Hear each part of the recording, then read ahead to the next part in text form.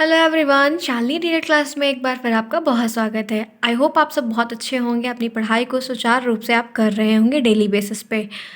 आज मैंने यहाँ पे एक नया सब्जेक्ट लिया है जो कि संस्कृत है। ये 25 नंबर का पेपर है जो पूछा जाता है आपके फर्स्ट सेमेस्टर में और थर्ड सेमेस्टर में है।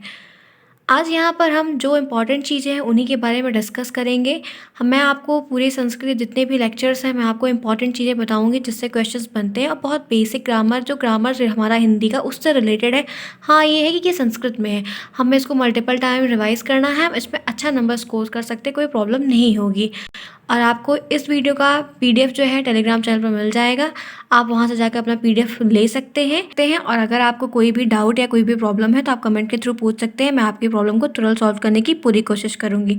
चलिए अपने टॉपिक की तरफ आगे बढ़ते हैं। जो टॉपिक है वो आज ये हमारी संस्कृत की पहली क्लास का पहला टॉपिक है, और इसमें हमने यहाँ पर लिया है पक्षियों के नाम संस्कृत में, बर्ड्स नेम इन संस्कृत। जो पक्षी होते हैं जिनको हम हिंदी ग्रामर में पढ़े हैं, जिसको हम हिंदी आम बोलचाल की भाषा में जानते हैं, उनका नाम आज हम संस्कृत में उच्चारित करेंगे कि हम संस्कृत में उन्हें क्या कहते हैं। ऐसे क्वेश्चंस पूछे जाते हैं। देखते हैं, यहाँ पे पहला दिया हुआ है कपोता। कबूतर हम पहले से जानते हैं, इसकी इंग्लिश पिजन होती है और इसको संस्कृत में हम यहाँ पे कपोता बोलते हैं। यहाँ पे आप देख सकते हैं कपोता, कबूतर और पिजन। कपोता संस्कृत में बोलते हैं, कबूतर हिंदी में बोलते हैं और पिजन इंग्लिश में बोलते हैं। ठीक है, आगे देखते हैं। दूसरा यहाँ पे उल्लूका, उल्लू। उल्लू हम जानते हैं, उसको इंग्लिश में आउल बोलते हैं और हिंदी में उल्लू बोलते हैं और संस्कृत में उल्लूका बोलते हैं। तीसरा यहाँ पे है काका। संस्कृत में हम काका बोलते हैं, हिंदी में हम कौवा बोलते हैं और इंग्लिश में हम क्रो बोलते हैं। फिर है चटका। चटका, इसकी हिंदी गौरैया है। गौरैया जो पक्षी है उसको हम संस्कृत में चटका बोलते हैं, इंग्लिश में स्पैरो बोलते हैं। फिर है यहाँ पे मयूरा। मयूरा मतलब मोर होता है, जिसको हम हिंदी में मोर बोलते हैं, उसको संस्कृत में मयूरा बोलते हैं और इंग्लिश में पिकॉक बोलते हैं। फिर यहाँ पे है जातुका। जातुका का मतलब चमगादड़ होता है, चमगादड़ को हम इंग्लिश में बैट बोलते हैं और संस्कृत में जातुका बोलते हैं। आगे चलते हैं। फिर यहाँ पे दिया है कोकिला। कोकिला मतलब कोयल होता है और इंग्लिश में हम कुकू बोलते हैं उसको, और संस्कृत में कोकिला बोलते हैं। फिर यहाँ पे गृधा है, गिद्ध जो होता है, इंग्लिश में उसको हम वल्चर बोलते हैं। फिर दिया है मधुपा, फिर उसको मधुमक्खी कहते हैं, मधुमक्खी को हिंदी मधुपा कहते हैं, मधुपा कहते हैं, और ये फिर इंग्लिश में इसको हनी बी बोलते हैं। फिर जलकुटी है, इसको जल पक्षी बोलते हैं, इंग्लिश में इसको वाटरफॉल बोलते हैं। चकोरा, चकोरा को हिंदी में चकोर बोलते हैं, ये पारमैगियन है। फिर यहाँ पे चातका है, जिसको हम पिपिया के नाम से जानते हैं, ये कॉमन हवॉक कुकू है। फिर नीलकंठा है, जिसको हम नीलकंठ बोलते हैं, ये नीलकंठ इंग्लिश में भी है। गरुड़ा है, जिसको हम गरुड़ बोलते हैं, इसको भी इंग्लिश में गरुड़ बोलते हैं। सटपदा है, जिसको हम भौरा जानते हैं, बम्बल बी हम इसको कहते हैं। आगे देखते हैं। फिर यहाँ पे बका दिया है, जिसको हम बगुला बोलते हैं, इंग्लिश में हम हेरॉन बोलते हैं। टिटही बोलते हैं, टिटहिरी है, टिटहिरी इंग्लिश में भी लिखते हैं। आयाती है, जिसको हम चील कहते हैं, काइट इंग्लिश में कहते हैं। हंसा है, हंस है और स्वान इंग्लिश में बोलते हैं। सारिका है, सारिका को हम मैना बोलते हैं, यहाँ पे मैना लिखा है। सनैया है, जिसको हम बाज या फैल्कॉन बोलते हैं।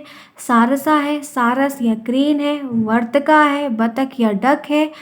वका है, सारस और स्ट्रोक है। और लास्ट यहाँ पर कपोता है, जिसको फक्ता भी बोलते हैं और डोव भी बोलते हैं। मैंने यहाँ पर आपको जो इम्पोर्टेंट हैं, जो पक्षियों के नाम इम्पॉर्टेंट संस्कृत में पूछे जाते हैं, मैंने आपको यहाँ पे ऐसे ही कुछ जुड़े हुए नाम लिए हैं। आपको टेबल बनानी है और टेबल में आपको एक तरफ संस्कृत लिखना, आप इंग्लिश का मत लिखिए, एक तरफ संस्कृत लिखिए और एक तरफ हिंदी के शब्द को लिखिए और इसको एक दो बार ऐसे बोलिए, तो वो आपको याद हो जाएगा कि हम इसको ये बोलते हैं। ये ऑप्शन ऑब्जेक्टिव क्वेश्चन जो बनते हैं उसमें दे देता है कि आप जो है चमगादड़ को 4 ऑप्शन दे देगा, बोलेगा कि आप इसमें चमगादड़ को संस्कृत में क्या बोलते हैं, उच्चारित करते हैं, वो बताइए। ऐसे ही क्वेश्चन आपको इसमें से पूछा जाएगा और ऑब्जेक्टिव पूछा जाए, 5 नंबर का ऑब्जेक्टिव संस्कृत में पूछा जाएगा, जो कि इंपॉर्टेंट है। और कोशिश करिए कि 5 नंबर ये गलत ना हो और उसके शेष जो आप लिख के रिटर्न करके करेंगे वो तो बिल्कुल नहीं हो, तो आपको मिला के एवरेज नंबर मिल जाएगा 20 से 21 25, तो आपका अच्छे से क्लियर हो जाएगा। और सब बैक बहुत लगती है संस्कृत में भी, जो बच्चे अदर बैकग्राउंड के रहते हैं उनको बहुत प्रॉब्लम होती है, तो इसलिए अभी से आप इसको मल्टीपल टाइम रिवाइज करेंगे तो आप अच्छा नंबर गेन कर सकते हैं। क्लियर है बात? आगे चलते हैं। यहाँ पर मैंने पक्षियों के नाम लिए थे, ऐसे ही आज मैंने यहाँ पर जानवरों के नाम भी संस्कृत में लिए हुए हैं। यहाँ पे पहला क्या है, मूसका है, जिसको आप जानते हैं हमारे चूहा महाराज जो होते हैं, यहाँ पे उनको हम रैट बोलते हैं, हिंदी में उनको हम चूहा बोलते हैं, संस्कृत में मूसका बोलते हैं। फिर यहाँ पे हमारी गौ माता है, गो है जिसको हम गौ भी लिखते हैं, पर्यायवाची में पूछा जाता है, कभी धेनु बोलते हैं, गाय बोलते हैं, इंग्लिश में क्रो बोलते हैं, जो कि आप जानते हैं। अजा है, ये बकरी है, बकरी को अजा बोलते हैं, ये फीमेल वर्जन है, और ये गोट बोलते हैं। फिर इसी तरह बकरा है जो अजा है, यहाँ पे आप ये कन्फ्यूजन मत होइएगा, दोनों पढ़ने में एक जैसे लगते हैं और इम्पॉर्टेंट है ये दो, जो इम्पॉर्टेंट है बता रही हूँ, पूछे जाते हैं और पूछे भी गए हैं, पुराने पेपर देखिए आप खुद समझेंगे। बकरा एक मेल गोट है। फिर कच्छपा है जिसको हम कछुआ, फिर यहाँ पे तरुछा है जिसको हम तेंदुआ या लिपॉर्ड बोलते हैं, सिंघा है, केसरेन है, मृगरेंद है, हरी है जिसको शेर या लॉयन बोलते हैं। इसके कई सारे नाम है, मेनली आप सिंघा याद रखिएगा या मृगेंद्रा याद रखिएगा, ये पूछे जाते हैं।